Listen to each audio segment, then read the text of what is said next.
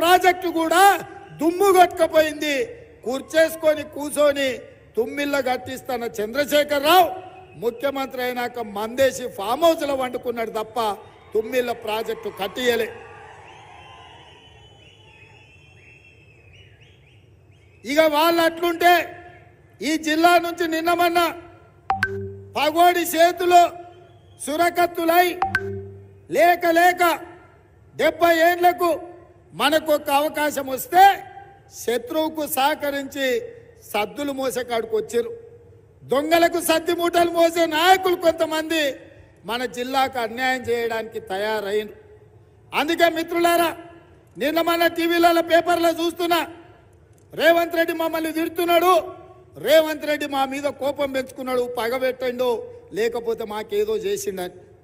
నేను ఒక మాట అడగదలుచుకుని ఇక్కడ మిత్రుల్ని, అర్ణమ్మని కావచ్చు, మిత్రుడు ప్రవీణ్ కుమార్ గారిని కావచ్చు, అయ్యా ఈ తెలంగాణ రాష్ట్రంలో కాంగ్రెస్ పార్టీలో అతిపెద్ద పదవి పిసిసి అధ్యక్షుడు.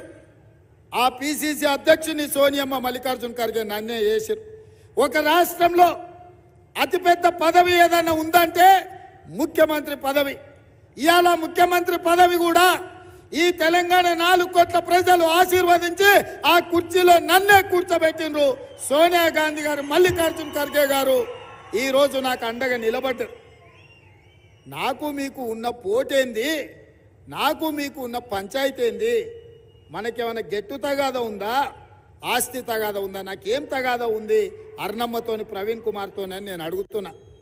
నాకున్నది ఒకే ఒక్క అంశము.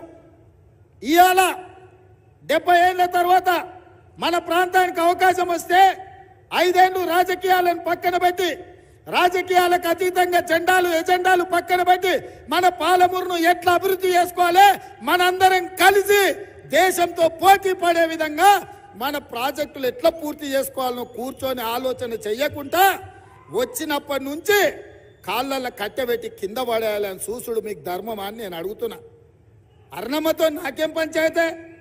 అర్ణమ్మ దగ్గర ఉన్నదేందని నేను గుంజుకోనికే. గద్వాలలో ఆమె పార్టీ బీజేపీ పార్టీ ఎమ్మెల్యేకి నిలబడితే 7,000 ఓట్లు వచ్చి డిపాజిటే గల్లంత అయింది. ఇంకా మీ దగ్గర ఏముందమ్మా నేను అడగనికే. అదే విధంగా మిత్రుడు ప్రవీణ్ కుమార్ ఐపీఎస్ ఆఫీసర్, ఏ రోజు కూడా ఆయనను గౌరవించినాం. ఆయన ఉద్యోగం రాజీనామా చేసినప్పుడు, ఆయన ఉద్యోగంలో ఉండి చంద్రశేఖరరావు ఆయనను ఇబ్బంది పెట్టినప్పుడు మేమందరం ప్రవీణ్ కుమార్ గారికి అండగా నిలబడ్డాం. ఆయన ఉద్యోగ రాజీనామా చేసినప్పుడు మేము కూడా బాధపడ్డాం. ప్రవీణ్ ప్రజా జీవితంలో ఉండాలి, దొరలకు వ్యతిరేకంగా కొట్లాడాలి అని మేమందరం ఆయనను ఆహ్వానించినాం. మరి నేను ఇవాళ అడుగుతున్న మిత్రుడు ప్రవీణ్ కుమార్ గారిని, ఆయన డీజీపీ అయ్యే అవకాశం ఉన్న మీరు ఐపీఎస్ అధికారిగా రాజీనామా చేసి ఈ దొరల పెత్తనాన్ని సహించేదే లేదు, ఈ దొరలకు వ్యతిరేకంగా గడీలను బద్దలు కొడతా, గడీలను గూలుస్తా అని ఆనాడు మీరే కదా ప్రవీణ్ కుమార్ గారు మాట్లాడింది, మీరే కదా ప్రజలకు చెప్పింది. ప్రభుత్వ అధికారిగా నన్ను పని చేయనిస్తలేడు చంద్రశేఖరరావు, అందుకే ఈ ప్రభుత్వ ఉద్యోగానికి రాజీనామా చేసిన ప్రజా జీవితంలోకి వస్తున్న ప్రజల తరఫున కొట్లాడతా చంద్రశేఖరరావు గద్దె దించుతా అని చెప్పినావు కదా. మరి 6 నెలల్లోనే ఏం మారింది? ఏమి మీరు చంద్రశేఖరరావు గారిని చూసి నమ్మిండ్రని నేను అడుగుతున్నా. నిజంగానే మీరు చంద్రశేఖరరావుకు వ్యతిరేకంగా కొట్లాడాలంటే మీ ఉన్న బీఎస్పీ పర్వాలేదు, లేకపోతే కాంగ్రెస్లోకి వచ్చైనా చంద్రశేఖరరావుతో కొట్లాడడానికి అవకాశం ఉండే. కానీ ఈ 2 కాదని ఎవరికైతే వ్యతిరేకంగా మీరు రాజీనామా చేసిండ్రో, ఎవరినైతే 4 కోట్ల తెలంగాణ ప్రజలు తిరస్కరించి 100 మీటర్ల గోతి తీసి పాతి పెట్టిర్రో, ఇవాళ నువ్వు మళ్ళా సమాధుల కాడ పోయి ఆ సమాధులకు పూల దండలేసి సమాధిలో పాతుకుపోయిన చంద్రశేఖరరావును ఎందుకు భుజాల మీద పెట్టి మోసుకొని తిరగాలనుకుంటున్నావు మిత్రమా అని నేను అడుగుతున్నా.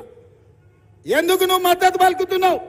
ఈ 10 ఏళ్ళు తెలంగాణ రాష్ట్రంలో శాసనసభలో మేము, నా మిత్రుడు సంపత్ కుమార్ మాదిగల ఏబిసిడి వర్గీకరణ మీద తీర్మానం ప్రవేశపెడితే పోలీసులను లోపలికి రప్పించి గొర్రెలు ఈడ్చినట్టు ఈడ్చి అసెంబ్లీలో నుంచి మమ్మల్ని బయట పడేసాడు. అఖిల పక్షాన్ని వర్గీకరణ కోసం ఢిల్లీకి తీసుకెళ్తా అని 10 ఏళ్ళు మమ్మల్ని నిండా ముంచిండు. మేము అనుకూలంగా వర్గీకరణకు ఉంటే మమ్మల్ని బయటపడేసిన చంద్రశేఖరరావు పక్కన చేరినామంటే ఇవాళ మీరు వర్గీకరణకు వ్యతిరేకమా అని చెప్పి మిత్రుడు ప్రవీణ్ కుమార్ నేను అడగదలుచుకున్నా. 10 ఏళ్ళు నరేంద్ర మోడీ ఒక రకం మోసం చేస్తే చంద్రశేఖరరావు ఇంకొక రకంగా అన్యాయం చేశాడు. వర్గీకరణకు వ్యతిరేకంగా 10 ఏళ్ళు పనిచేసిన చంద్రశేఖరరావు పక్కన మీరు చేరి ఇవాళ మీరు ఓట్లు అడుగుతారు. మరి మా మిత్రుడు ప్రవీణ్ కుమార్ గారు ఎట్లా అనుకున్నారో నాకు తెలియదు, కానీ దోమకు ఎంత పెద్ద తొండం ఉన్నది ఏనుగు అవుతుందా? దోమకు కూడా రక్తం పీల్చుకోనికే తొండం ఉంటుంది. ఆ దోమకు తొండ ఎంత పెద్దగా ఉన్నది ఏనుగు కాదు. మరి ఎందుకు ఏనుగు తిరిగి దోమ దగ్గరికి పోయిండో ప్రవీణ్ కుమారే ఈ ప్రజలకు చెప్పాలి. ఇక భారతీయ జనతా పార్టీ ఇక నేను ఎక్కువ తక్కువ చెప్పదలుచుకోలే, కానీ రాములు గారికి సన్ స్ట్రోకు, కొడుకు ఇంట్లో వేసి తాళం వేసి టికెట్ తెచ్చుకున్నాడు బీజేపీలో పోయి. ఏమున్నదా ఇవాళ ప్రవీణ్ అయినా భరత్ కుమార్ అయినా ఎల్లేకి ఎద్దు లేదంట, మల్లయ్యకు బండి లేదంట. ఇద్దరు కలిసి సిరిసనగండ్ల జాతరకు పోదామని మొక్కుకున్నారంట. ఆయనకు ఎద్దు లేదు, ఈయనకు బండి లేదు. ఇద్దరు కలిసి సవారి తీసి సిరిసనగండ్ల జాతరకు పోతారంట. ఇది శాస్త్రమైన పనేనా? ఇవాళ ఈ రాష్ట్రంలో